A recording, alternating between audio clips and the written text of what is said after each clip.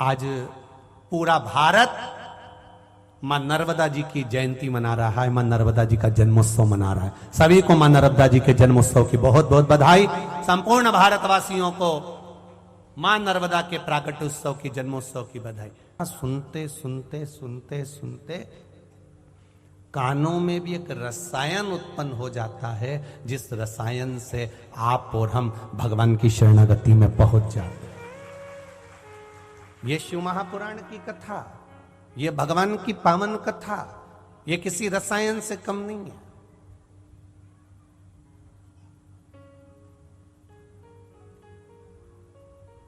राम रसायन तुमरे, और ये भगवान की कथा, भजन, कीर्तन, स्मरण, मंत्र, जाप, जो आप भगवान शिव का भजन कर रहे हो, कीर्तन कर रहे हो आस्था चैनल पर, फेसबुक पर, यूट्यूब पर, और कंजरी गांव में आकर आप कथा का रसतत्व ग्रहण कर रहे हो, ये रसायन है। अब ये रसायन, ये औषधि, ये रसतत्व, ये इतना प्रबल है कि इसका फल कैसा होता है, ये तो कथा जब विराम हो जाएगी, आप अपने घर चले जाओगे, हम अपने घर चले जाएंगे, तब आपको ज्ञात होगा कि इस रसायन का एक आनंद सुख कैसा है, इस रसायन का एक आनंद कैसा है, वो रसायन कितना हमारे जीवन को सार्थक कर सकता है, वो रसायन की आनंदता बता सकता है। तो कथा कह रहे हैं, भगवान शंकर का गुणगान कर रहा है कि आपकी अविरल भक्ति, और उस भक्ति में छल नहीं हो, उस भक्ति में दिखावा नहीं हो।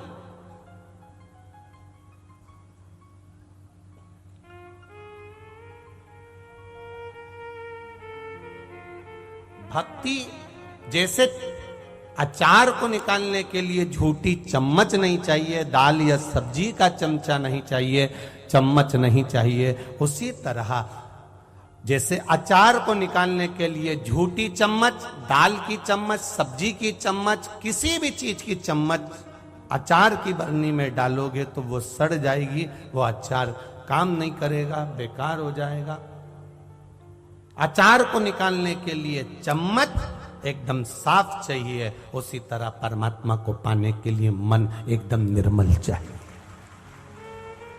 निर्मल मन सो मोहि पावा, मोहि छल छिद्र कपट ना भावा। भगवान को पाने का तरीका है निर्मल भक्ति, निर्मल भजन।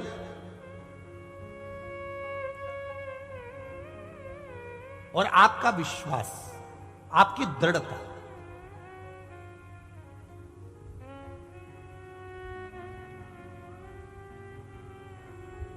अब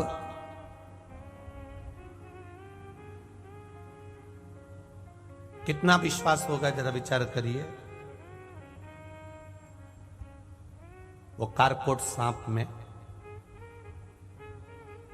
जन्मेजय सर्प यज्ञ कर रहे हैं, आहुतियां दे रहे हैं, सांपों को पकड़ कर लाते हैं और आहुति देते जाते हैं।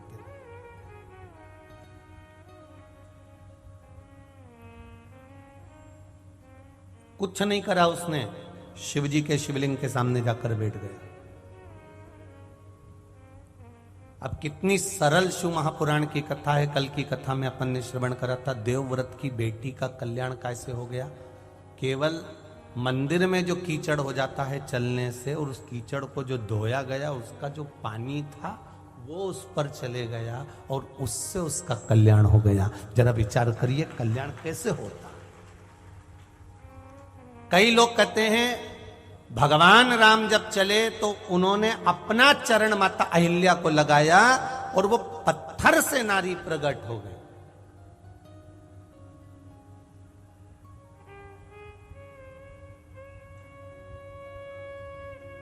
पत्थर से नारी प्रकट हो गई, केवल चरण लगाया और नारी प्रकट हो गई।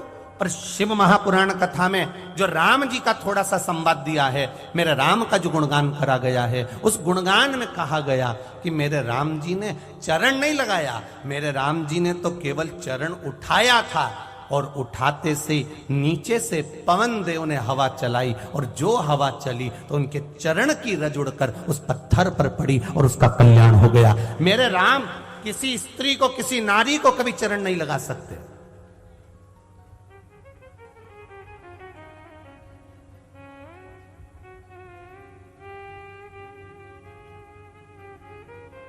मेरे राम किसी स्त्री को चरण नहीं लगा सकते। कहने वालों ने कह दिया कि राम जी ने चरण लगाया पत्थर को और वो नारी हो गई। ना ना ना ना, मेरे राम जी को गुरु बाबा कह रहे हैं कि ये संत की पत्नी है, ऋषि की पत्नी है, गलती हो गई इसलिए पत्थर बन गई। तो फिर भी मेरे भगवान उसको लात लगाई। हमारे सनातन धर्म में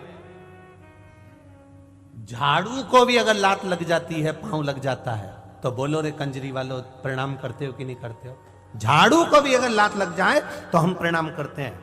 हमारे सनातन हिंदू धर्म में यहां तक वर्णन किया गया कि अगर पहले के समय में बुजुर्ग लोगों का पहले का नियम था, घर की कोई बड़ी, घर का कोई बड़ा गाय के गोबर से अगर घर को लीपता था तो छोटा उसमें से निकल कर जाती थी ना, छोटी बहू या छोटी व्यक्ति को निकल कर जाता था तो पहले उसको प्रणाम करता था, इसके बाद लात रख कर निकल कर जाता था। यहां तक हमारा शास्त्र का, ये भारत की सभ्यता और ये भारत की संस्कृति है।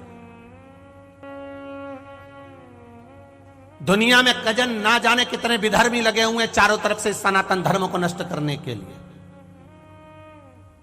नवयुवक बेटे और बेटियों को भटकाया जा रहा है, नवयुवक बच्चों को भटकाया जा रहा है, केवल इसलिए कि सनातन धर्म बर्बाद हो जाए, सनातन धर्म नष्ट हो जाए। लोग मंदिर ना जाएं, देवालय ना जाएं, भगवान के भजन पूजन ना करें, भगवान का स्मरण ना करें, भगवान का कीर्तन ना करें, भगवान का मंत्र जाप ना करें, भगवान की भक्ति में ना डूबें, केवल नवयुवक लोगों को भटकाया जाए। क्योंकि कारण एक है, एक कारण हमारे यहां पूर्व में भी कहा गया और आज फिर कह रहे हैं, किसी राष्ट्र को अगर बर्बाद करना है, किसी राष्ट्र को यदि गुलाम करना है, किसी राष्ट्र को अगर पूर्ण तरह से नष्ट करना है, तो पहले उस राष्ट्र की संस्कृति को, उसके संस्कारों को और उसकी सभ्यता को बर्बाद करा जाता है, फिर पूरा राष्ट्र बर्बाद हो जाता है। पूरा राष्ट्र बर्बाद हो जाता है। जिन्होंने कहा, कई लोग अपने अपने प्रवचन में अपने अपने भाव में कह देते हैं कि राम जी ने चरण लगाया और नारी तर गई। ना ना, मेरे राम, मेरे राघव जी, मेरे राम जी, जब उनको मालूम पड़ गया कि इसमें स्त्री है, उनको मालूम पड़ गया कि गलती के कारण श्राप लग गया, पत्थर की हो गई, तो मेरे राम चरण नहीं लगा सकते क्योंकि ये संत की पत्नी है। मेरे राम जी ने तो चरण उठाया था, उठाया, पवन देव को इशारा करा, उनने हवा चलाई और वो रज अहिल्या को लगी, पत्थर को लगी और वो स्त्री प्रकट हो गई। ऐसे मेरे राम है, उनको चरण लगाने की जरूरत ही नहीं थी।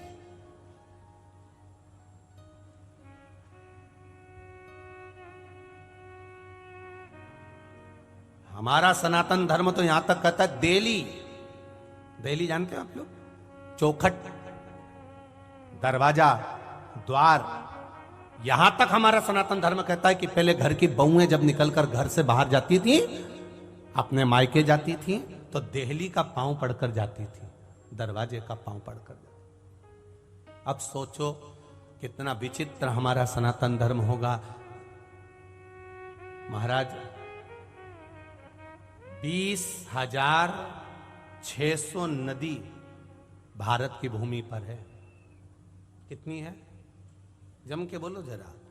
20,600 नदियां भारत की भूमि पर विराजमान है और ये 20,600 नदियां जहां जहां से निकल कर जाती है और जैसी जैसी निकल कर जाती है, प्रत्येक क्षेत्र में उसको माता कहकर पुकारा जाता है, उसका सम्मान किया जाता है।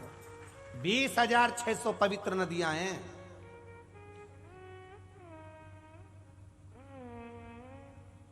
वेदव्यास जी ने शिव महापुराण के अंतर्गत वर्णन करा, स्कंद पुराण में वेदव्यास जी ने लिखा, अगर 20,600 पवित्र नदियां भारत की भूमि पर हैं और 20,600 नदियों में भी आप अगर स्नान नहीं कर पाए, 20,600 नदियों में भी आप डुबकी नहीं लगा पाए, 20,600 नदियों का कभी तुम दर्शन नहीं कर पाए, 20,600 नदियों तक तुम नहीं पहुंच पाए, 20,600 नदियों का आचमन नहीं कर पाए, 20,600 नदियों पर तुम पहुंच नहीं पाए, 20,600 नदियों का तुमने आचमन करा, ना स्नान करा, ना दर्शन करा, तो भी शिव महापुराण की कथा में वेद व्यास जी ने लिख दिया कि अगर 20,600 नदियों तक न पहुंच पाओ तो एक बार शिव महापुराण की कथा तक पहुंच जाना, पूरी नदियों के पवित्रता का भाव तुम्हें प्राप्त हो जाएगा। 20,600 नदियों तक ना जा पाओ, 20,600 नदियों में स्नान ना कर पाओ, 20,600 नदियों तक तुम आचमन ना कर पाओ, 20,600 नदियों का तुम दर्शन ना कर पाओ, 20,600 नदियों का तुम स्मरण ना कर पाओ, तो एक शिव महापुराण की कथा में जाकर बैठ जाओ। 7 दिन में तुम प्रतिदिन उन पवित्र नदियों का स्मरण अपने आप तुम्हें होता चले जाएगा और ये शरीर को वो 20,600 नदियों का पुण्य फल अपने आप प्राप्त हो जाएगा, अपने आप। क्या शिव तत्व है?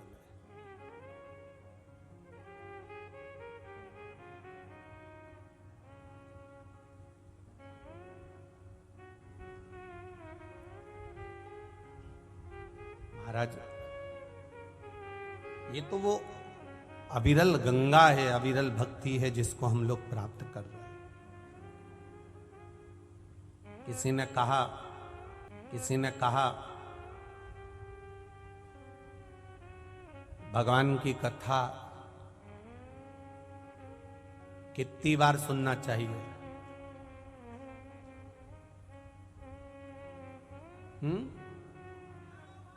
हजारों बार सुनना चाहिए। ये है कंजरी के लोग, दमदारी से बोलते हैं चिल्लाकर, 1000 बार तो सुन ही लो।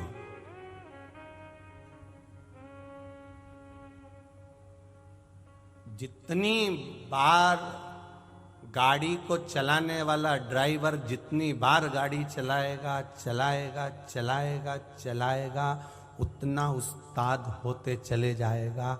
और जब उस्ताद होते चले जाएगा तो उसको फिर गाड़ी चलाने की जरूरत नहीं पड़ेगी। वो साइड में बैठेगा और अपने कंडक्टर से कहेगा तू चला, वो भी दूसरे को चलाना सिखा देगा और ऐसा चलाना सिखाएगा कि आराम से जो गाड़ी चलाना सीख गया, खूब मंझ गया, वो ट्रक के ऊपर आराम से गादी बिछा के सो जाता है। कंडक्टर को भी उसने दमदार बना दिया कि गाड़ी वो चला लेता है। उसी तरह जो बार बार शिव महापुराण की कथा को श्रवण करता है, सुनता है, हमने 10 बार सुनी, हमने 15 बार सुनी, हम 3 साल से सुन रहे हैं, हम 4 साल से सुन रहे हैं, हम आस्था चैनल पर सुन रहे हैं, हम ऐसे सुन रहे हैं, हम कथा को ऐसे श्रवण कर रहे हैं, हम मोबाइल पर श्रवण कर रहे हैं, हमने इतनी बार सुन ली। जितनी बार श्रवण करोगे, जितनी बार सुनते चले जाओगे, सुनते चले जाओगे, सुनते चले जाओगे, उतने उस्ताद बनते चले जाओगे। और ये विश्वास कहता है दूसरे को भी तुम कथा में लगा दोगे। ये विश्वास शिव महापुराण का,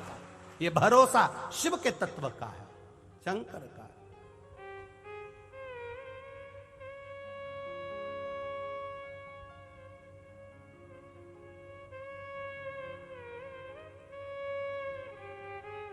कोई कोई कपड़ा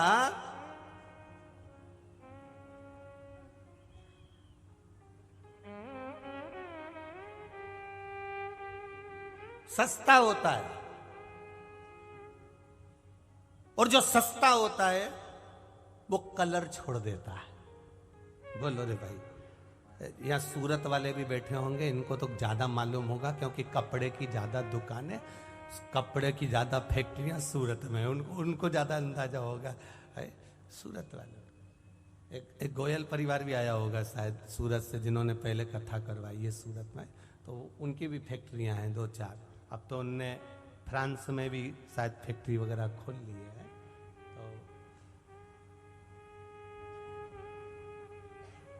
अब जरा विचार करिएगा, जरा स्मरण करिएगा, कपड़ा सस्ता है तो वो पानी में डाला, अब तुम्हें नहीं मालूम था कि ये कलर छोड़ देगा और तुमने डाला और दूसरे कपड़ों के साथ डाल दिया तो उसने कलर छोड़ दिया। अब तुम्हें कितना गुस्सा आया, कितना बताओ। मेरी भी मती मारी गई थी, मैं भी कहाँ चली गई थी, मुझे कहाँ मालूम था कपड़ा कलर छोड़ देगा। और कैसा कलर छोड़ा उसने, ये कपड़े ने दूसरे कपड़े को कलर में कर दिया। अब धो भी या धोए चाहे सारी उमरिया, धो ले अब खूब धो। उस कपड़े का कलर छूटेगा जिसमें लग गया? नहीं छूटेगा। सस्ता था, बहुत महंगा था कपड़ा, तो वो कलर नहीं छोड़ा। बहुत महंगा था, कलर नहीं छूटा। कलर नहीं छूटा तो उसने दूसरे कपड़े को नहीं रंगा, पर सस्ता था इसलिए कलर छोड़ दिया। कोई कोई बहुत वीआईपी होता है, उसका कलर नहीं छूटता, वो उससे कोई मतलब नहीं, कोई मतलब नहीं कि कोई भजन करे तो ठीक, ना करे तो ठीक, कथा सुने तो ठीक, ना सुने तो ठीक। पर जो सस्ता होता है, एकदम सरल जो होता है, बिल्कुल सस्ता, वो कपड़ा ही एक ऐसा होता है जो कलर छोड़ के दूसरे को भी कलर में रंग देता है, वो सस्ता। ये अब लोगों ने कहा 33 कोटि देवी देवताओं में सबसे सरल, सबसे सस्ता एक ही देव, बोल दो जम के, महादेव। ना अंबर चाहिए, ना पीतांबर चाहिए, ना धन चाहिए, ना दौलत चाहिए, ना सत्ता चाहिए, ना वैभव चाहिए, ना अंबारियां चाहिए, केवल एक लोटा जल। और तुम्हारे पास में बेलपत्री नहीं है तो शंकर जी की कथा कहती है उन्हीं की उठा के धो के उन्हीं को, उनको बुरा नहीं लगता, बड़े खुश होते हैं। अब तुमने जो शिव जी को चढ़ाया, शिव जी की बेलपत्र उठाकर शिव जी को चढ़ाया, शंकर खुश हो गए। अब ये काम तुम किसी वीआईपी के घर पे जाना, प्रैक्टिकल करो, किसी वीआईपी के घर पर जाना और उसके सोफे पर बैठना और विचार करना मैं तो कुछ लेकर आई नहीं, कुछ मत, उन्हीं के घर का कोई सामान उठा लेना, उन्हीं के घर का, और उसको एक अखबार में लपेट के हैप्पी बर्थडे टू यू, उन्हीं का सामान, उन्हीं का वस्तु, उन्हीं की सामग्री उनको दे दो। अब वो जब खोलेगा फिर कंजरी वालों, तुम हालोल वालों को मत दे देना रे। फिर वो खोले और खोल के जब बोले और बोले तो तुम डोले, ये पक्का है। अब वो बोले, अब विचार करो, मेरा देवादिदेव महादेव कितना सरल है, मेरा देवादिदेव महादेव कितना सस्ता, कितना सरल, उसी की बेलपत्र उठाकर उसको चढ़ा रहे हो। और शिव महापुराण की कथा कहती है अगर बेलपत्र नहीं है, स्कंद पुराण करिए, नर्मदा पुराण करिए, लिंग पुराण करिए, अगर बेलपत्र नहीं है उसकी उठा के धो के उसी को चढ़ा दो तो क्या होता है। शिव महापुराण की कथा कहती है हजारों तीर्थों का फल एक साथ प्राप्त हो जाता है, इतना फल है बेलपत्र को उठाकर दे देने पर, चढ़ाने पर। अब विचार करिए, दूसरे का सामान उठाकर दूसरे को दे दोगे तो फिर क्या स्थिति होगी। वो चिल्लाएगा, लड़ेगा, झगड़ेगा और गालियां देगा, अपशब्द कहेगा, ताने देगा, आड़ा टेढ़ा बोलेगा, बोलते जाएगा, बोलते जाएगा।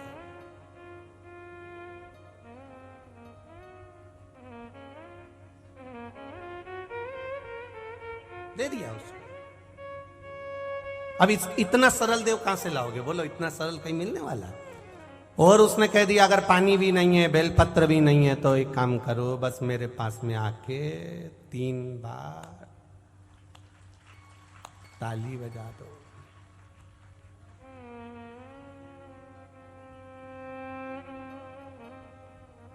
एक बार देवादिदेव महादेव गुजरात घूमने के लिए आ गए। पार्वती जी से बोले कि काशी में तो बहुत घूमी हो, चलो मैं तुम्हें सोमनाथ घुमा लाऊं।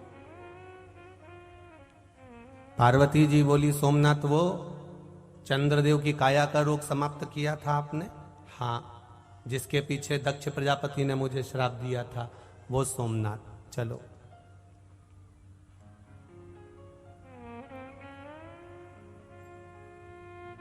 नवरात्रि का समय था,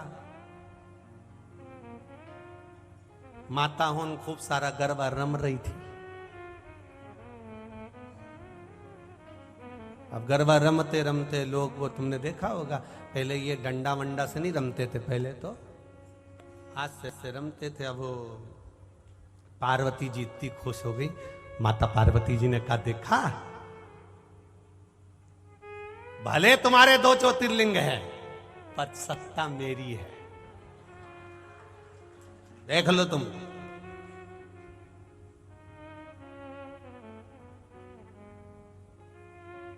देख लो।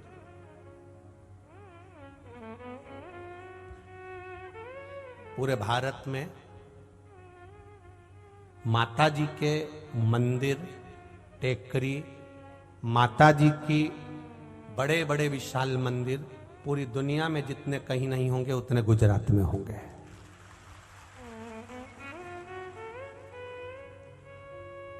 आई मेरी मां, गरबा चल रहा, रम रहा, सब देख रही मेरी मां, और भोलेनाथ जी से बोली, देख लिया कितनी सत्ता है अपनी, देखो आप कितनी सत्ता मेरी, कितना वैभव मेरा, कितना आनंद।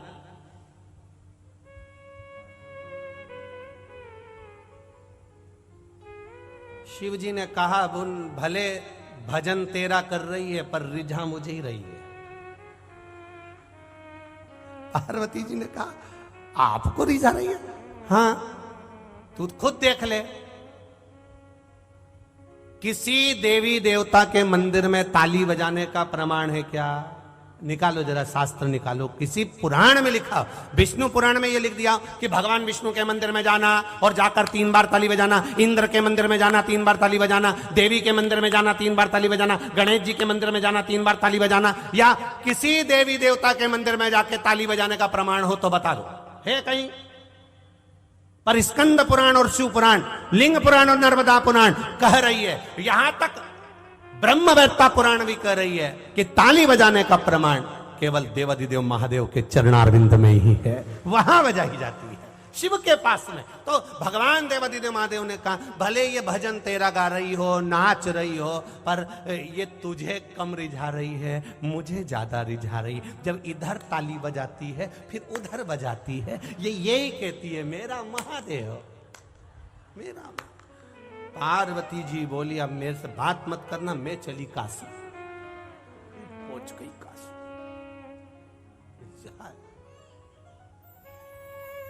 अभी तुम लोग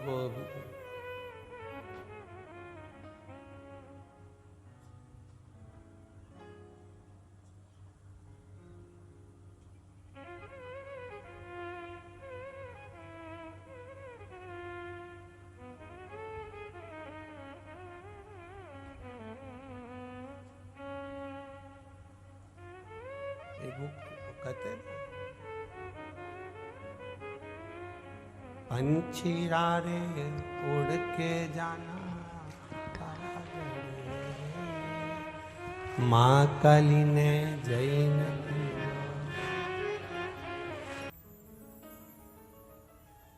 सहज है, सरल है, कोई महंगी पूजा नहीं मेरे महादेव की, कोई बहुत वैभव देने की जरूरत नहीं मेरे महादेव। मेरे महादेव को तो केवल आपका निर्मल मन चाहिए, हृदय श्रेष्ठ चित्त चाहिए, भाव शुद्ध।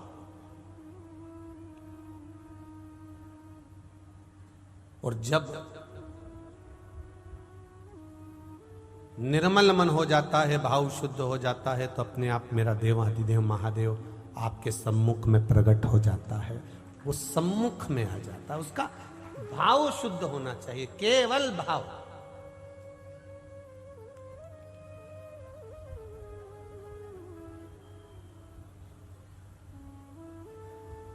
वो कारकोट सांप, नाग, सर्प सामने बैठा है शिवलिंग के बिल्कुल सम्मुख। विनय कोई प्रार्थना नहीं है।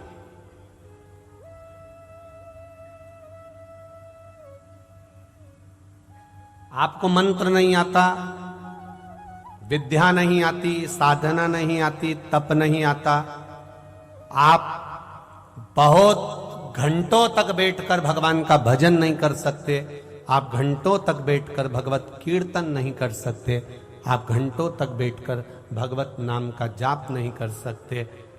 शिव महापुराण की कथा कहती है एक लोटा जल चढ़ाने में घंटों नहीं लगते, केवल एक क्षण लगता है। और उसमें पूरी साधना, उसमें पूरा आपका तप बल भजन सब आ जाए।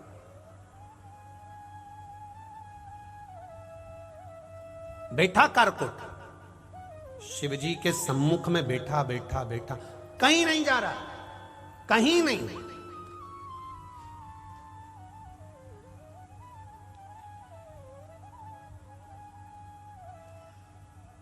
ये उसी में का हाल है जैसे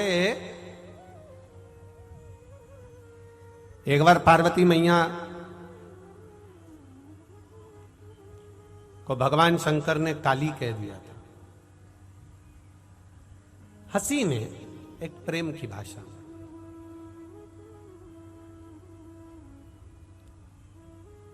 और पार्वती मैया क्रोध में आकर रुष्ट होकर वन में चली गई, जंगल में चली गई।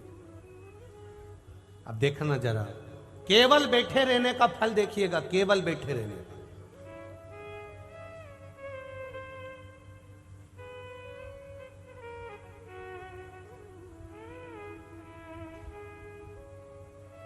पार्वती मैया जंगल में गई, वन में गई।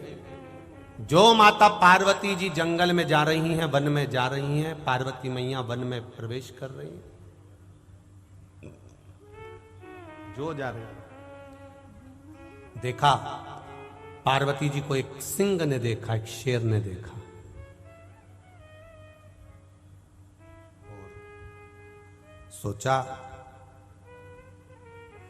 आज तो मनुष्य का मांस खाने को मुझे मिलेगा। पार्वती मैया धीरे धीरे धीरे धीरे धीरे चलते चलते शेर उनके पीछे, मौका की तलाश। पार्वती मैया एक शिखर पर चढ़ गई, एक टेकरी पर, एक पर्वत पर चढ़कर बैठ गए।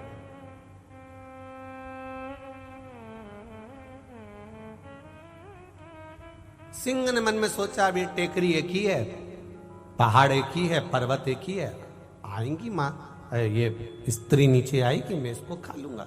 शेर नीचे बैठा हुआ है, पार्वती मैया ऊपर बैठी है। शिव जी ने उनको काली कह दिया तो वो तप में लीन हो गई, उठ ही नहीं रही। शिव महापुराण की कथा कहती है, देवी भागवत कहती है, कई वर्ष तक माता पार्वती तप में लीन हो गई। शेर पार्वती जी को, उस स्त्री को खाने के लिए, उस नारी को खाने के लिए नीचे बैठा रहा, बैठा रहा, बैठा रहा और इंतजार करता रहा, ये नीचे उतरेगी मैं इसको खाऊंगा, ये नीचे उतरेगी मैं इसको खाऊंगा। वर्षों निकल गए, वर्षों शेर बैठा रहा। पार्वती मैया ऊपर से नीचे आई, शेर को माता पार्वती जी ने देखा और माता पार्वती जी ने कहा, जितना समय मैंने तप करा उतना समय तूने तप करा। मैंने शिव जी को पाने के लिए तप करा, तूने मुझे खाने के लिए तप करा। ले मेरा शरीर मैं तुझे देती हूं, खा ले। शेर शीश नवा कर कहता है, मां मैं आपको पहचान गया, आप साधारण नहीं हो, आपकी सेवा में मुझे रख लीजिए, बस इतनी कृपा करें। और माता पार्वती जी उस शेर को अपनी सवारी बना लेती हैं, अपने साथ रख लेती हैं।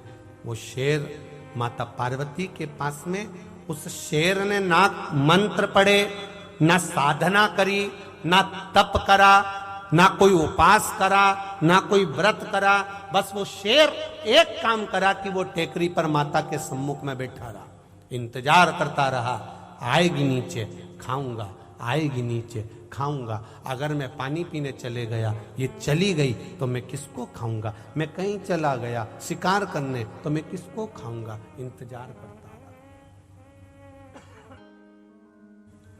वो इंतजार करता रहा, केवल बैठा है, केवल बैठा। कई लोग कहते हैं गुरुजी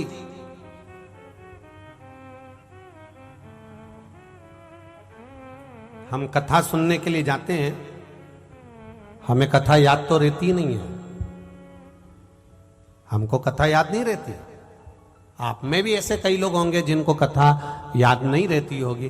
तो किसी ने कहा गुरुजी हम कथा सुनने जाते हैं, कथा याद तो रहती नहीं है, तो फिर कथा सुनने से फायदा कौन सा है? जब याद ही नहीं रहे तो फायदा कौन सा है? हमने उसको एक बात कही, एक बात बता कि तुम कह रहे हो कि हम कथा सुनने जाते हैं और कथा याद नहीं रहती। हमारा एक निवेदन है, 2 महीने पहले 5 तारीख को तुमने क्या खाया था, तुमको याद है क्या? अरे बोलो तो रे कंजरी वालो, चलो तुम्हें याद नहीं होता, हालोल वालो तुम बोलो रे। 2 महीने पहले 5 तारीख को तुमने क्या खाया तुम्हें याद नहीं है, पर 2 महीने पहले 5 तारीख को तुमने जो खाया था तुम्हारे शरीर में वो गया, रक्त बना, शरीर में गया, रक्त बना। रक्त बनने के बाद वो तुम्हारे शरीर में आज तक दौड़ रहा है। वो रक्त जो तुम्हारे शरीर में 2 बूंद 4 बूंद 5 तारीख को जो तुमने खाया था, भले याद ना हो पर शरीर में रक्त बनकर वो तुम्हारे शरीर में आज तक दौड़ रहा है। उसी तरह शिव पुराण तुम्हें याद रहे ना रहे, मरते दम तक वो तुम्हारे जीवन में दौड़ती रहती है, मरते दम तक।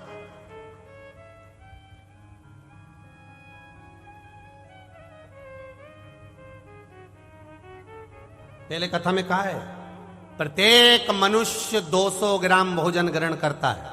कितने ग्राम? 200 ग्राम भोजन करता है। 200 ग्राम भोजन का 20 बूंद खून बनता है। कितना? ओनली 20, केवल 20 बूंद खून बना। बाकी का जो भोजन करा था वो मल में निकल गया, गंदगी में निकल गया। केवल 20 बूंद खून बना। 20 बूंद खून का 1 बूंद बल बनता। शरीर में ताकत 20 बूंद खून में से 1 बूंद खून की ताकत इस शरीर को मिलती है, और वो 1 बूंद ताकत मनुष्य को चलाती रहती है और काम करवाती रहती है। जरा विचार करना, 200 ग्राम खाया तो 20 बूंद खून बना, 20 बूंद खून का 1 बूंद ताकत बनी, और वो तुमको घुमा रही है, चला रही है, फिरा रही है, काम करा रही है। उसी तरह 7 दिन की 21 घंटे की कथा होती है। 1 दिन में 3 घंटा, 7 दिन में 21 घंटे की कथा श्रवण करते हो। 21 घंटे की कथा में से मात्र थोड़ी सी कथा तुम्हारे जीवन में पहुंचती है, और वो थोड़ी सी कथा में से भी अगर 1 क्षण की भी बैठ गई तो वो तुम्हें शिव से मिला देती है। 1 क्षण की भी अगर मिल गई तो वो शंकर से मिला दे, देवादिदेव महादेव से मिला दे, भगवान शंकर से सामना करा देगी। बहुत बस प्राप्त करने वाला चाहिए। शेर सामने बैठ गया, बोला नहीं, चाला नहीं, कुछ नहीं करा, पार्वती जी ने अपने साथ रख लिया। कारकोट सांप शिवलिंग के सामने जाकर बैठ गया, बोला नहीं, चाला नहीं, मंत्र नहीं, तंत्र नहीं, विद्या नहीं, कुछ भी नहीं। शिव महापुराण की कथा, शंकर भगवान का गुणगान, शिव का भजन, शिव का कीर्तन, शिव का स्मरण,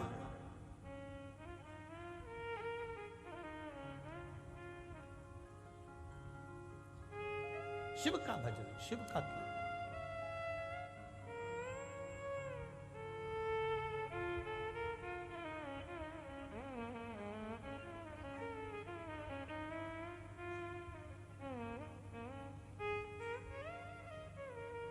एक पत्र आया है पर हम उसको पढ़ेंगे नहीं।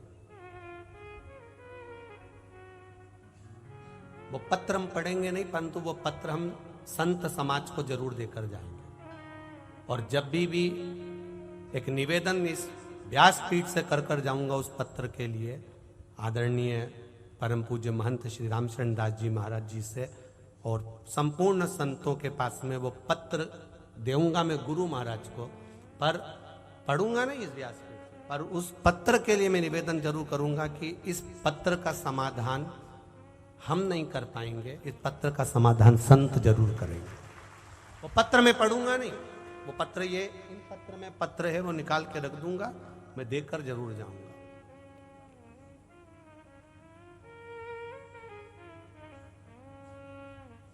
और बड़ा विचित्र पत्र है, बड़ा विचित्र, और उसका समाधान संतों के पास में है, उसके सिवाय किसी के पास उसका समाधान नहीं। संत जब हुंकार भरते हैं तो अच्छा समाधान हो जाता है।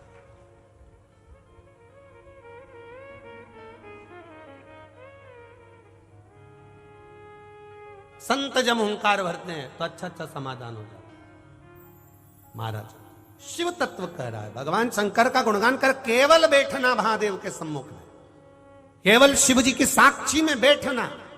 शंकर भगवान की कथा में जाकर, कई लोग कहते हैं महाराज जी कथा में जाकर बैठने से फायदा क्या है? क्या फायदा है? कोई फायदा नहीं हो। कम से कम एक फायदा तो है, 3 घंटा तुम झूठ तो नहीं बोल रहे, 3 घंटा तुम पाप तो नहीं कर रहे हो, 3 घंटा तुम कपट तो नहीं कर रहे हो, 3 घंटा तुम बेईमानी तो नहीं कर रहे हो, 3 घंटा तुम मोबाइल पर किसी का बुरा तो नहीं कर रहे हो, 3 घंटा कम से कम भगवान के चरणों में बैठे ही होना। कुछ नहीं मिला तो ये तो मिला कि मन थोड़ी देर शांत तो रहा, उतना ही बहुत है।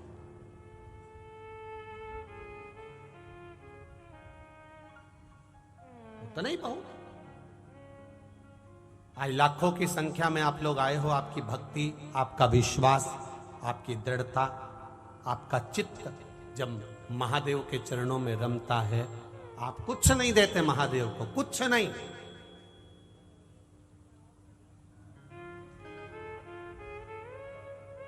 केवल भजन करते हो आप, केवल भजन। जरा विचार करना, कल व्यासपीठ से कहा था शिव मंदिरों में ताले लगे होते थे और जाले पड़े होते थे, कोई नहीं जाता था। केवल शिवरात्रि पर और सावन के महीने में महादेव की याद आती थी। आज कम से कम शिवालय में लोग जा रहे हैं, प्रेम बरस रहा। उसके बाद भी कई लोग ऐसे हैं जिनको वो भी रास नहीं आता कि ये क्यों आ रहे हैं, क्यों जल चढ़ा रहे हैं, क्यों बेलपत्र चढ़ा रहे हैं, क्यों, किस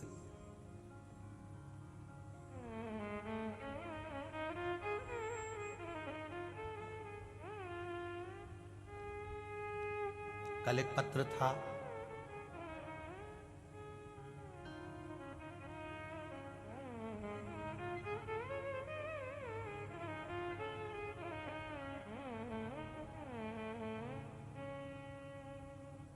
उस पत्र में लिखा हुआ था, ये यही होगा नीचे, हम लोग तो सब पत्र यहीं रख देते। उस पत्र में लिखा था,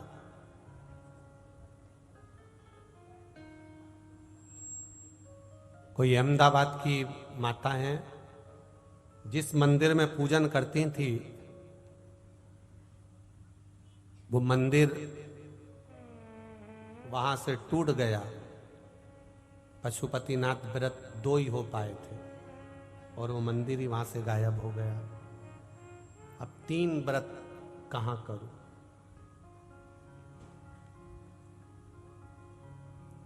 कोई अहमदाबाद की है, पत्र नीचे है। जब से मंदिर टूटा है आज 1.5 साल हो गया, उसने 1.5 वर्ष से खाना नहीं खाया है। मेरा 3रा व्रत मैं कहां करूं? तब मैं धन्यवाद करूंगा वहां के रहवासियों को। जो मंदिर टूटा था उसका शिवलिंग जो लोग उठाकर ले गए थे, वो शिवलिंग उसके व्रत करने के लिए वापिस वहां रखा और व्रत करवाया। शिव तत्व इसको कहते हैं। मैं धन्यवाद दूंगा।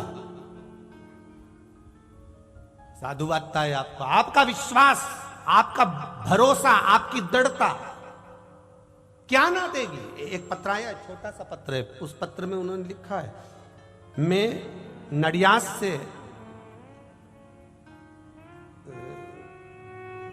से कोई बेन का नाम लिखा है, अब क्या नाम लिखा है मेरे को इतना ध्यान नहीं आ रहा, जनता बेन है क्या, वो कौन सी बहन लिखा है, नडियाद से छोटा सा पत्र है। किसने लिखा है? जिसने भी लिखा हो खड़ी हो जाना है। जिसका बेटा आईएएस ऑफिसर बना है, जिसने भी पत्र लिखा, छोटा सा, उसका नाम इसमें हमको समझ में नहीं आ रहा, पत्र छोटा है, जिसने भी लिखा हो वो अपनी जगह पर खड़े हो सकते हैं। नडियाद से हूं,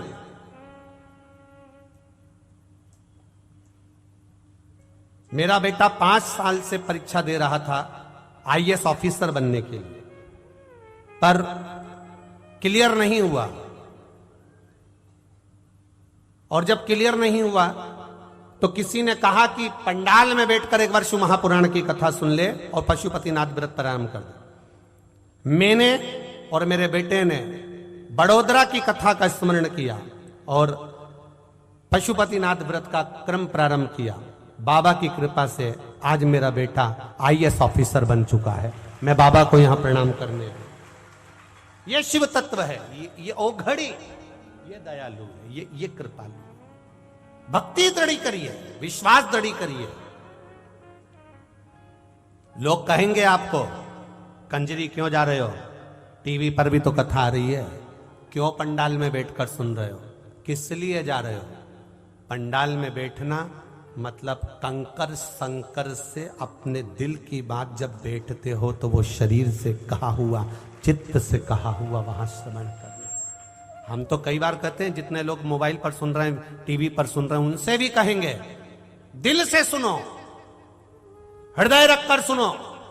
3 घंटे की कथा में आधा घंटा तो मूछ वाला भैया ले जाता है, 2 घंटा, और 2.5 घंटे में भगवान का भजन करने का मौका मिलता है। ऐसी लगन जोड़ लो महादेव से, ऐसा चित्त जोड़ लो महादेव से कि तुम टीवी के सामने बैठकर भी कथा सुन रहे हो तो मेरा महादेव तुम्हारे पास खड़ा हुआ है, तुम्हारे कष्ट को हरने, तुम्हारे दुख को हरने। करो भजन।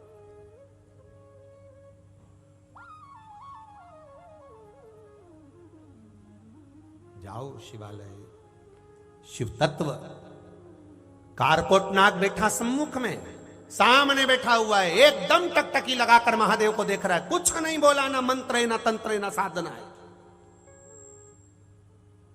कोई तपबल नहीं है उसका, केवल दर्शन है,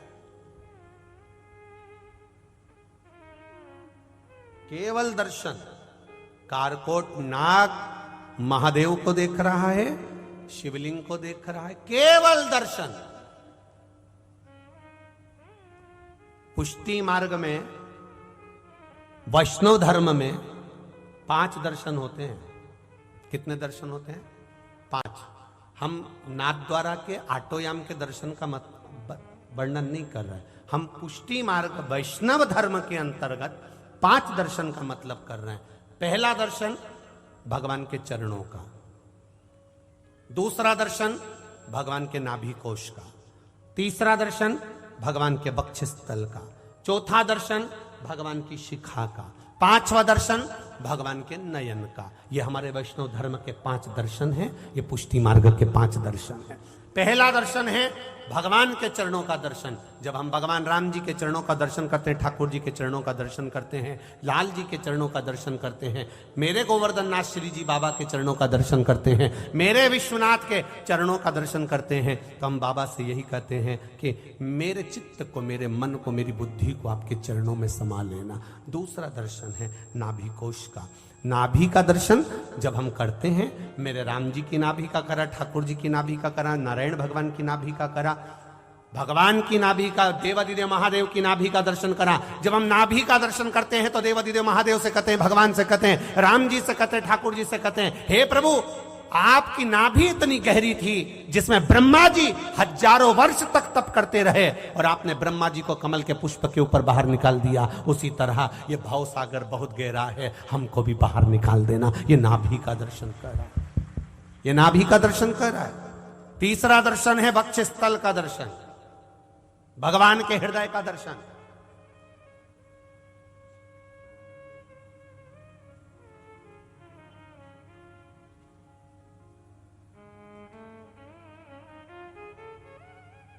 भगवान के हृदय का दर्शन, ये तीसरा दर्शन। तृतीय दर्शन,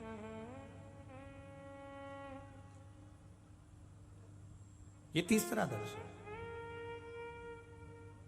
और भगवान के हृदय का जो दर्शन है, हम भगवान से, क्योंकि सारे संत साधु सन्यासी तपस्वी साधक उपासक भगत ये सब जब प्राण छोड़ते हैं, कोई संत, कोई साधु, कोई सन्यासी, कोई तपस्वी, कोई भगत, भगवान का अपना प्रिय भक्त जब प्राण छोड़ता है तो वो कहां जाता है? तो कहा भगवान का प्रिय भक्त जब प्राण छोड़ता है तो भगवान के हृदय में जाकर बैठ जाता है, फिर उसका जन्म नहीं होता, जन्म नहीं होता।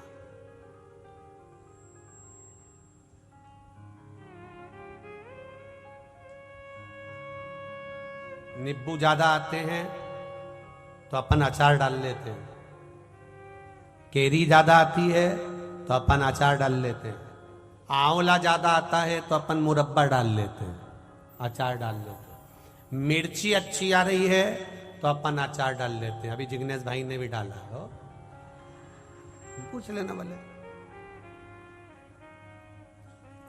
जो अच्छा आया हमने उसका अचार डाल लिया। अचार डालकर हमने उसको किसी बर्तन में नहीं रखा, कांच की बरनी में रखा। जब भी कोई फिल्म बनाने वाला फिल्म बनाता है तो इसको जो हृदय होता है ना, उसको दिल को कांच का टुकड़ा कहता है। इसलिए लोग गाना गाते हैं ना, अगर दिल हमारा शीशे के बदले पत्थर का होता, न टूटता न फूटता। मतलब ये हृदय कांच की बरनी है और इस कांच की बरनी में मेरे नारायण, मेरे राम, मेरे शिव अपने भक्तों को संजो कर रख लेते हैं इस दिल में, इस हृदय में, ये बरनी में।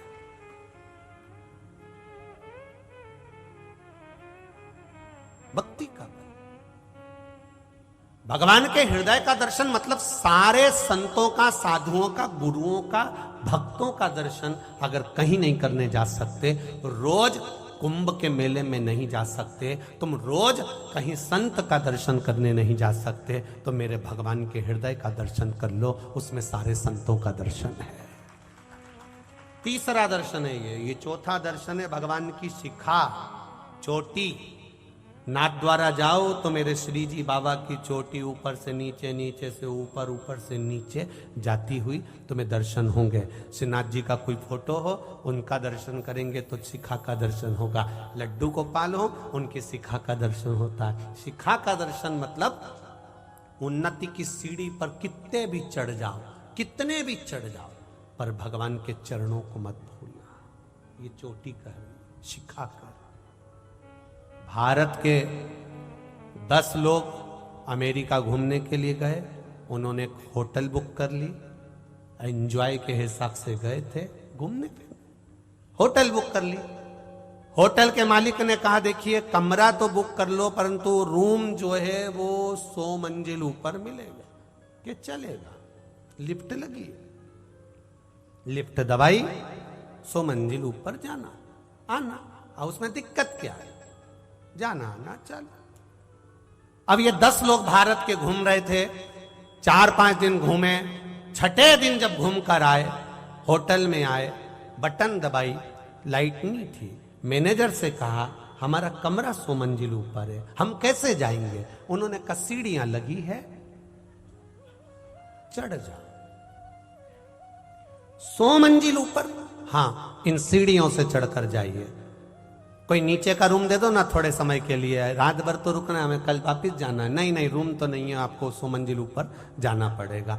10 व्यक्ति ने विचार करा कैसे चढ़ेंगे, कि चढ़ जाएंगे, अपन तो भारत के रहने वाले हैं, चढ़ने में पीछे कहाँ हटते हैं। अपनी अपनी बात के ना, बात करते करते तो अपन कोसों दूर चले जाते हैं। कहो, एक व्यक्ति ने अपनी दुख भरी बात कही, 10 मंजिल ऊपर चढ़ गए। दूसरे ने दुख भरी बात कही, 20 मंजिल ऊपर पहुंच गए। तीसरे ने कही, 30 मंजिल ऊपर पहुंच गए। 90 व्यक्ति ने कहा, 90 मंजिल ऊपर पहुंच गए। 10वें व्यक्ति से कहा, अब तू अपनी दुख भरी कथा कह। उसने कहा, मैं अपनी दुख भरी कथा कहूंगा तो तुम सब रो पड़ोगे। ऐसी दुख भरी कथा तेरी कौन सी है? कुछ नहीं, कमरे की चाबी नीचे रह गई है। कमरे की चाबी। सब ने जूता निकाला, जो धोने पड़े ना ऐसा धोया। पहले बोलते नहीं बना, मेरा नंबर नहीं आया था, अब नंबर के चक्कर में 90 मंजिल ऊपर पहुंच चुका है। अब क्या करें? तो फिर सबने कहा नीचे चलो। फिर नीचे आए। अच्छे से सुन लेना, समझ लेना, कितना भी धन कमा लेना, कितना भी वैभव कमा लेना, कितनी भी सत्ता कमा लेना, बैकुंठ नहीं मिलेगा धन और दौलत से। परमात्मा के बैकुंठ धाम जाने की चाबी ये शिव महापुराण की कथा है। ऊपर से फेंक दिया जाएगा, जा वापिस नीचे, चाबी ला, फिर अंदर जा। और जिसको ये चाबी मिल गई, वहीं पे खड़े होकर बोलना चालू कर दिया, श्री शिवाय नमस्तु, श्री शिवाय नमस्तुभ्यम। जैसे ही बोला तो चित्रगुप्त महाराज ने कह दिया, चाबी तुम्हारे पास में, अंदर चले जाओ, जाओ अंदर, और बैकुंठ का दरवाजा खुल जाएगा, आप प्रवेश कर जाओगे। ये चाबी है शिव कथा। भगवान शंकर का नाम ये चाबी है, भगवान का भजन ये चाबी है, शिव तत्व ये चाबी है, शिव की कथा ये चाबी है। केवल कंजरी वालों, हालोल वालों, या जितने आस्था चैनल पर सुन रहे हैं, जितने फेसबुक यूट्यूब पर सुन रहे हैं, केवल ये चाबी आपके पास में नहीं है। ये चाबी तो तुलसीदास जी के पास में भी थी, ये चाबी वेद व्यास जी के पास में भी थी। जितनी पुराण की रचना करी वेद व्यास जी ने, विष्णु पुराण लिखा, बराह पुराण लिखा, ब्रह्मवेत्ता पुराण लिखा, गर्ग संहिता, जितने भी पुराण, नारद पुराण, पद्म पुराण, जितने पुराण वेद व्यास जी ने लिखे, सबसे पहले सारे पुराण में सबसे पहले शंकर जी की कथा लिखी। रामचरितमानस तुलसीदास जी ने लिखी, सबसे पहले शंकर जी की कथा लिखी। वाल्मीकि बाबा ने वर्णन करा, सबसे पहले शंकर जी की कथा लिखी। ऐसी कोई पुराण नहीं, ऐसा कोई शास्त्र नहीं, ऐसा कोई वेद नहीं, ऐसा कोई पल नहीं जिसमें शंकर जी का गुणगान नहीं। क्यों? क्योंकि सबको मालूम था पहले ये चाबी का होना जरूरी है। जो शंकर का हो गया उसके लिए मार्ग खुल गया, जो शिव का हो गया उसके लिए मार्ग खुला। करो शिव का भजन।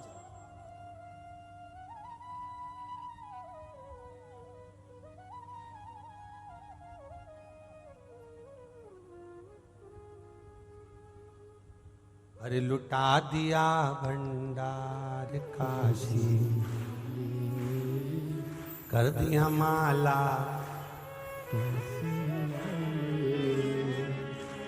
ओ काशी वाले ने, डमरू वाले ने।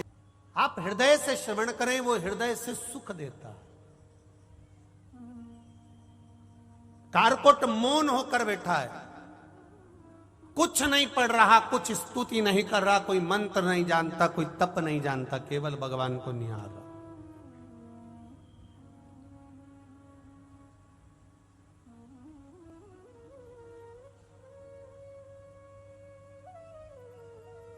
बस शिव प्रकट हो गए। कारकोट,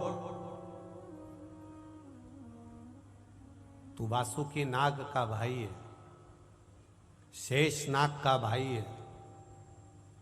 सर्पों में भी ऐसा सर्प है जिसको डस ले उसका शरीर सड़ जाता है, तड़प तड़प कर व्यक्ति मरता है।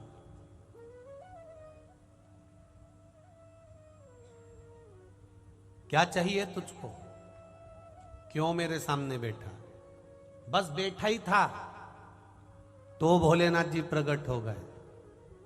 जरा विचार करिए, जिंदगी के मोड़ पर कभी तकलीफ में आ जाओ, कष्ट में आ जाओ, परेशानी में आ जाओ, कहीं दुनिया के लोग कहें कि वहां चले जाओ, वहां पर ये हो रहा है, वहां भभूत बट रही है, तो वहां बेल मिल रही है, तो वहां ये मिल रहा है, ये ढोंग और प्रपंच में नहीं पड़ना। शिव के मंदिर में जाकर तुम्हारे नजदीक में जो शिवालय हो, जो मेरा बाबा बैठा हो, उसके पास जाकर बैठ जाना, सारे दुख हर लेगा, सारे दुख।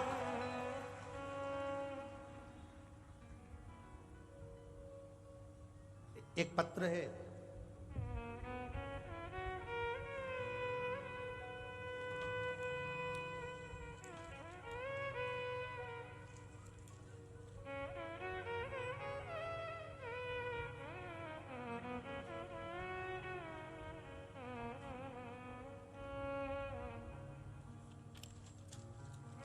शंभु शरण पड़ी आंधो घड़ी रे घड़ी दुख काटो दया करी न दर्शन आपो।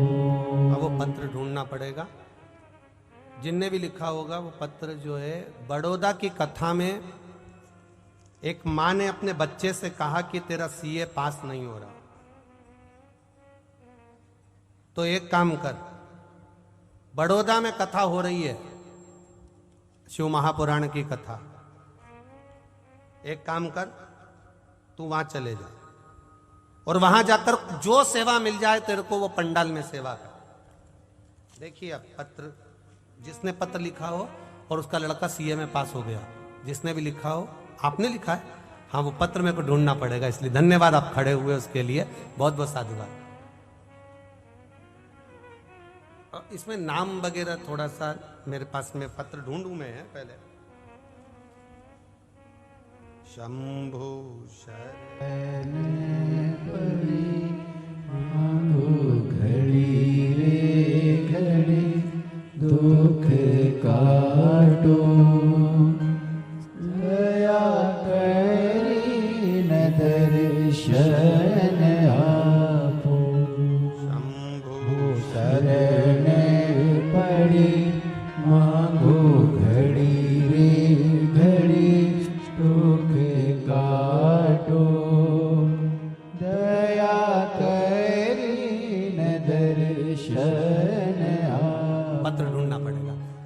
श्री शिवाय नमस्ते। क्या नाम लिखते बाबू?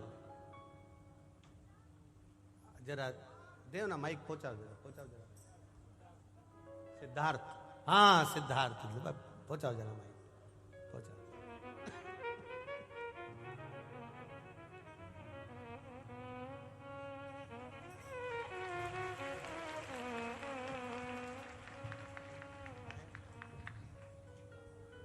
अच्छा, शिवलिंग का फोटो है इस पे?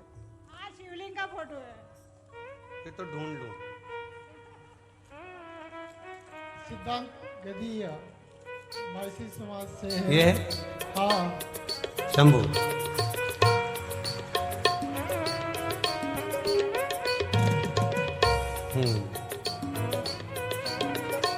बड़ौदा गुजरात से, मूल निवासी राजस्थान में चित्तौड़गढ़ जिला से, सावा गांव से हूं। मेरा लड़का सिद्धांत जी गांधिया सीए फाइनल की परीक्षा में रह गया था। टीवी पर हम कथा सुनते थे और बाबा देवादिदेव महादेव से यही प्रार्थना करी कि कैसे भी इसका सीए फाइनल हो जाए। जब ये भी हताश होने लगा, तब इससे कहा कि बड़ौदा में शिव महापुराण की कथा हो रही है, तू एक काम कर, मां सेवा करने चलेगा। और बाबा की कृपा ऐसी रही, सेवा कर कर आया है और बाबा की करुणा से सीए फाइनल में पास हुआ है। ये शिव तत्व है। बधाई बाबू आपको बहुत बहुत। श्री शिवाय नमस्ते। बैठिए। हर हर महादेव। एक पत्र और आया है, बड़ा सुंदर है, वो भी देख लीजिए।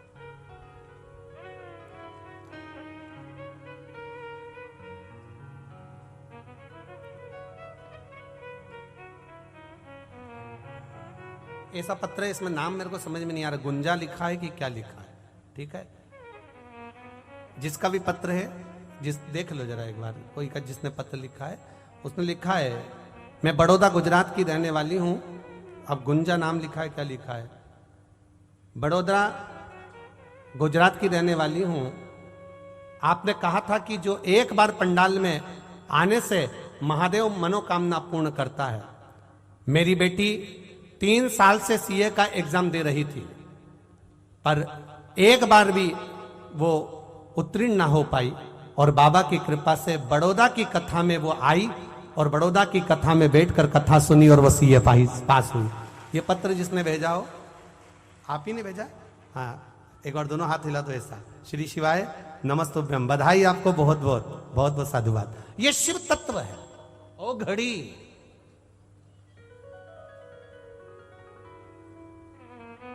ओ घड़ी है वो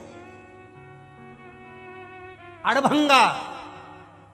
वो तो कहीं आपको साधुवाद देना चाहिए परम पूज्य महंत श्री राम शरण दास जी महाराज को, जो वो सीहोर से इस गंगा को पकड़कर कंजरी तक लेकर आए। बहुत बहुत साधुवाद देना चाहिए। और यजमान परिवार को भी साधुवाद दूंगा कि कंजरी वालों को ये मौका मिला है, हलोल वालों को ये मौका मिला है। कथा यजमान परिवार को साधुवाद दूंगा जिन्होंने यहाँ बिठाकर ये पावन कथा का रस तत्व ग्रहण कराया, उसके लिए साधुवाद, बहुत बहुत साधुवाद। क्या मिलेगा ये तो 3 महीने के बाद में जो तुम अगली कथा में बैठे मिलोगे तब मालूम पड़ेगा कि बाबा ने क्या दिया। केवल तुम्हारा भजन, शंकर का गुणगान, शिव का स्मरण, शिव भक्ति को करो, शिव तत्व को जानो शंकर। और जैसा आपको मौका मिला ऐसा बरहानपुर वालों को मौका मिल रहा है 3 तारीख से 9 तारीख तक फरवरी में 2 बजे से 5 बजे, ये शिव तत्व। और देखो आज कथा का तो 6ठा दिन होगा, कल कथा का 7वां दिन होगा। आज कथा तो ये समय हो गई, कल की कथा सुबह 9 बजे से 12 बजे तक रहेगी। मेहमान घर से जब जाते हैं तो बच्चों को कुछ ना कुछ देकर जाते हैं। मेरा महादेव भी आखिर दिन जाता है तो कुछ ना कुछ देकर ही जाता है, कुछ ना कुछ देकर जाता है। शंभु शरणे पड़ी मांगो घड़ी रे घड़ी, दुख काटो दया करी न दर्शन आपो। शिव तत्व की ओर चल। कारकोट, मांग तुझे क्या चाहिए, तू बस मेरे सम्मुख में बैठा है, केवल बैठा है, मांग ले। एक पत्र और है, मैं जसवंत सिंह पत्नी उषा देवी, निवासी बाला सिंदूर, बढ़िया देवास जिला महिसागढ़ गुजरात। मेरा मोबाइल नंबर ये है, कहीं बैठी हो तो हाथ हिलाइएगा जिन्होंने पत्र लिखा, जिन्होंने भी पत्र लिखा हो। मैं जसवंत सिंह पत्नी उषा देवी, निवासी बाला सिंदूर, बढ़िया देवासा, महिसागढ़ गुजरात। कहीं बैठी हो तो हाथ हिलाइएगा। बैठी है पीछे? हाँ जी, हाँ जी, हाथ हिला दीजिए। हाथ दिख गए। श्री शिवाय नमस्तुभ्यं। गुरुजी, मैं उषा देवी श्री राम शिव महापुराण कथा कंजरी हालोल से पंडाल में बैठकर कथा सुन रही हूं। आपने कहा था पंडाल में बैठकर कथा श्रवण करने से क्या मिलता है वो बाबा ही जान सकता है। पर गुरुजी, आज मैं पत्र इसलिए लिख रही हूं, मैं 3 चीजें लेकर पंडाल में कथा सुनने के लिए आई थी 7 दिन के लिए, और बाबा ने 7 दिन के अंदर मेरी तीनों मनोकामना पूर्ण कर दी। मैं बाबा को प्रणाम करती हूँ गुरुदेव। मेरे बच्चे का कान का ऑपरेशन होना था, उसका पर्दा बेकार हो गया था। गुरुदेव, बाबा की कृपा से मैं कथा सुनने के लिए आई और वहां से सूचना आ गई कि ऑपरेशन की जरूरत नहीं है, बच्चा ठीक हो गया। मैं क्या क्या बखान करूं। 3 चीजें मेरी बाबा ने मुझे प्रदान कर दी यहीं बैठे बैठे। ये शिव तत्व है, दिल से सुनो। चाहे राम जी के दर्शन करो, चाहे कृष्ण के करो, चाहे शिव के करो। बैठो बहन, श्री शिवाय नमस्तुभ्यं। चाहे तुम्हारा मन पड़े वहां जाओ, पर दिल से उसका गुणगान करो, दिल से करो। अब करो भजन उसका दिल से। स्मरण करो दिल से, सुनेगा। शिव कथा कह रही है, एक क्षण भी मिले, एक दिन भी मिले, आधा घंटा भी मिले, 5 मिनट भी मिले, 15 मिनट भी मिले, उसको नहीं छोड़ना। घंटा भी मिले, 15 मिनट भी मिले, तो ले उसको, शिव तत्व को धारण करो, शिव को उतारो। कहा कारकोट मांग तुझे क्या चाहिए? बाबा मुझे कुछ नहीं चाहिए, सर्प यज्ञ हो रहा है, आहुतियां दी जा रही है, मुझे भी ढूंढा जा रहा है आहुति देने के लिए, इसलिए मैं आपकी शरण में आ गया। शंकर जी ने कहा, जब घबराया हुआ, हारा हुआ, परेशान व्यक्ति, परेशान जीव जब मेरे पास में आता है तो मैं उसको अभय दान दे देता हूं, उसको भय नहीं रहता, भय से मुक्त हो जाता। अब भय नहीं है तेरे को, चिंता मत कर, मुझे ढूंढेंगे, मार देंगे, आहुतियां दे दी जाएगी, जन्म में जस सर्प यज्ञ कर रहे हैं, मेरी आहुति भी चली जाएगी, क्या करूं मैं भोलेनाथ जी? भोलेनाथ जी कहते काय को चिंता करता है? शिवलिंग के नजदीक में आने के बाद, शिवलिंग के पास में जाने के बाद व्यक्ति को अपनी जो भी टेंशन है, जो भी चिंता है, जो भी परेशानी है, वो छोड़ देना। किसके ऊपर छोड़ देना है? जो लोटा भर के जल चढ़ा रहे हो, महादेव के ऊपर जल चढ़ाते समय सब छोड़ते जाओ कि अब तुम्हें संभालना है, ये हाथ मैंने आपको पकड़ा दिया है, अब मुझे नहीं संभालना, अब आपको संभालना। अब सौंप दिया इस जीवन का सब भार तुम्हारे हाथों में। संपूर्ण अपने जीवन का सारा तत्व शिव जी को दे दिया। जैसे बल बड़ा है, नर्मदा जी ने क्या करा था? क्या करा नर्मदा जी ने? बस केवल देवाधिदेव महादेव के स्वरूप से प्रकट होकर उन्हीं के सामने जाकर खड़ी हो गई थी, कुछ नहीं बोली, कुछ नहीं, एक शब्द भी नहीं बोली, बस खड़ी है। और देवाधिदेव महादेव ने दे दिया। ब्रह्मा जी के कमंडल में जाकर बैठ जा। नर्मदा जी बोली, मैं और ब्रह्मा जी के कमंडल में? हां। क्यों? भगवान शंकर जी ने कहा, ब्रह्मा जी ने भगवान नारायण के चरण धुलाए थे, उनका कमंडल का पानी खाली हो गया था, उनका कमंडल खाली है। जो ब्रह्मा जी ने चरण धुलाए थे, उनके कमंडल का जल ब्रह्माणी ने अपने कमंडल में झेल लिया है। वो कमंडल का जल जब भागीरथ बाबा तप करेंगे, साधना करेंगे, तो वो कमंडल का जल भागीरथ जी के कहने पर शंकर जी कहते हैं मेरी जटा में आता है, और वो जल गंगाल में से निकला तो गंगा जल बन जाता है। तो ब्रह्मा जी का जो कमंडल खाली हुआ है उसके अंदर जाकर बैठ जा। पहले नर्मदा जी का नाम सरिता था। सरिता जाओ, बैठ जाओ ब्रह्मा जी के कमंडल में। ब्रह्मा जी के कमंडल का नाम नारवद्य था। जब राजा पुरुकुस ने तप करा, तब सरिता कमंडल में से निकल कर बाहर आई। तब देवाधिदेव महादेव ने कह दिया तेरा नाम नारवद्य से निकलने के कारण नर्मदा होगा, तो जनमानस का कल्याण कर, संपूर्ण विश्व का उद्धार करने वाली।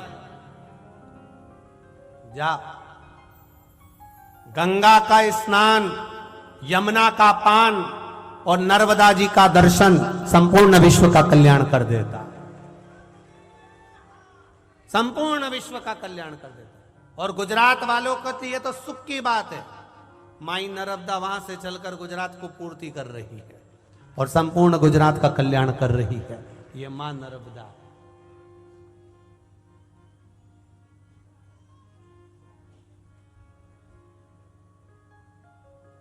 एक लाइन का स्मरण, कोई खड़ा नहीं होगा, पक्का? पक्का ना?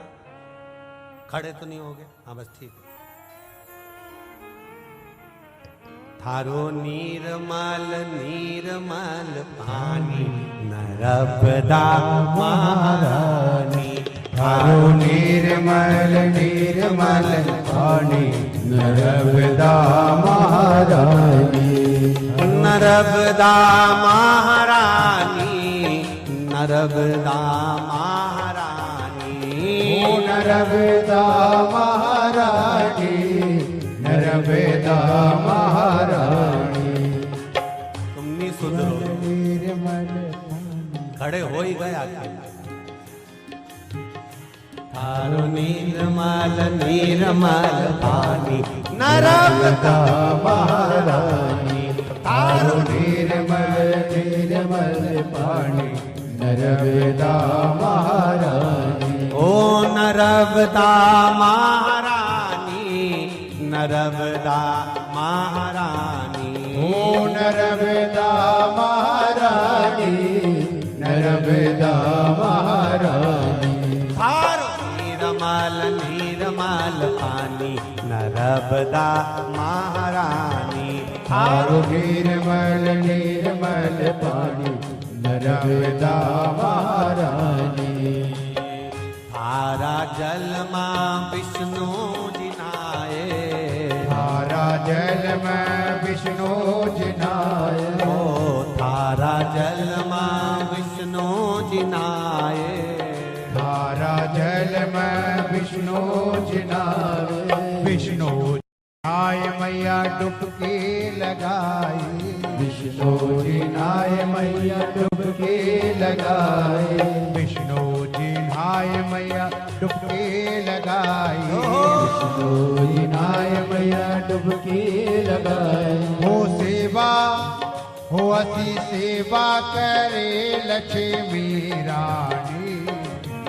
माई नर्मदा महारानी। ओ थारो निर्मल निर्मल पानी नर्मदा महारानी। ओ थारो निर्मल निर्मल पानी नर्मदा महारानी। ओ नर्मदा महारानी नर्मदा महारानी।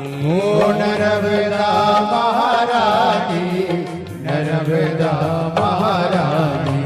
थारो निर्मल निर्मल पानी नर्मदा महारानी। थारो निर्मल निर्मल पानी नर्मदा महारानी।